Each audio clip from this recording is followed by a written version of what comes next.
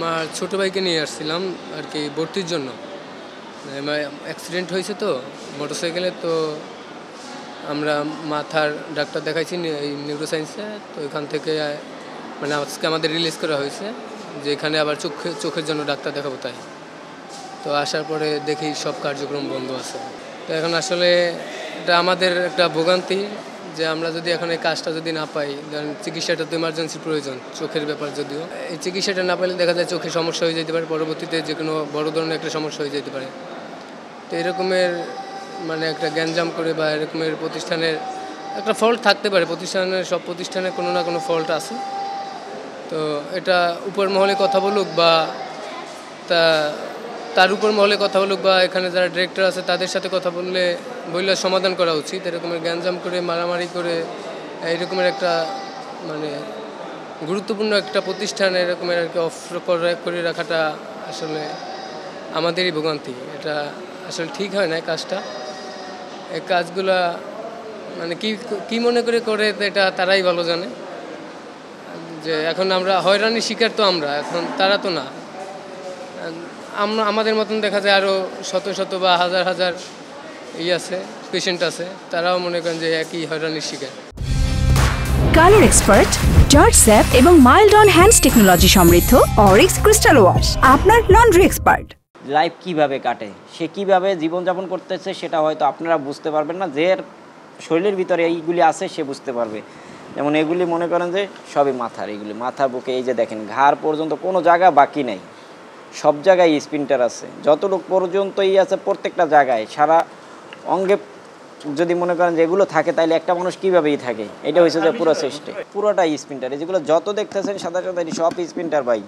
আমাদের কষ্টের কোনো শেষ নাই। আমরা যদি সত্যটা বলি, যদি সত্যটাই প্রচার হইতো তাহলে আজকে আমাদের সুচিকিৎসাটা আমরা পাইতাম। কিন্তু কিছু দালালের কারণে, দালালের কথায় ভুল মিডিয়া প্রচারের কারণে আজকে আমাদের এই পরিস্থিতি। যেখানে যে ডাক্তারের কাছে কিডনি হসপিটালে গেছি, কিডনি হসপিটালের ডাক্তার বলছে এটা যদি বের করতে যান তাহলে আপনার লাইফ রিস্ক আছে। তাহলে আমি এই লাইফ রিস্ক নিয়ে, যদি আমার একজন ডাক্তার বলে লাইফ রিস্ক আছে, তাহলে আমি কী করবো? আমি কী নিয়ে বাঁচবো?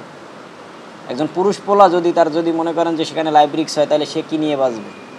তারপর বলা এটা বিদেশে ট্রিটমেন্টের জন্য বলা হয়েছে যে স্যার আমার বিদেশে ট্রিটমেন্টের জন্য একটা করেন, তারা কোনো সাড়া দেয় না। তাহলে যদি সাড়া না দেয় তাহলে আমার ট্রিটমেন্টটা কীভাবে হবে? বোর্ডের মাধ্যমে সিদ্ধান্ত হবে কে কোন ট্রিটমেন্টটা পাবে, কে বাহিরে যাবে কে বাহিরে যাবে না।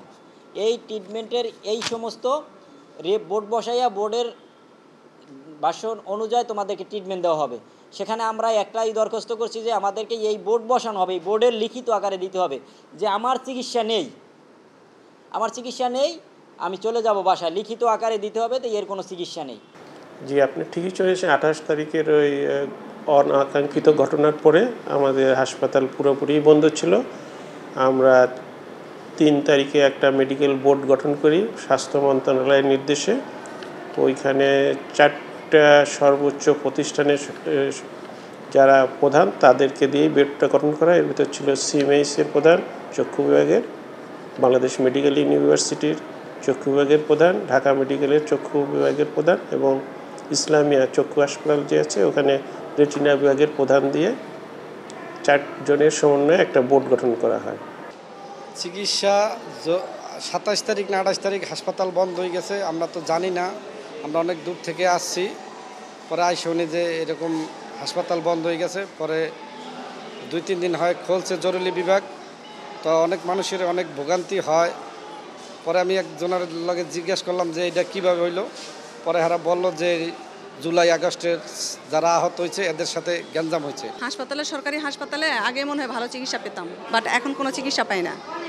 এই যে 2 দিন পর 4 দিন পর সব হাসপাতালগুলো বন্ধ থাকে, এই বন্ধ থাকার কারণে আমরা কোথায় যাব? এমার্জেন্সিতে আসলে তো এমার্জেন্সি ডাক্তার কি দেখে? তেমন তো ওইভাবে দেখে না। শুধুমাত্র আমরা এখন বাচ্চা নিয়ে বসে থাকা, শুধু বাচ্চা না, বড় মানুষ ছোট যাই হোক সবারই তো একটা কষ্ট আছে, তাই না?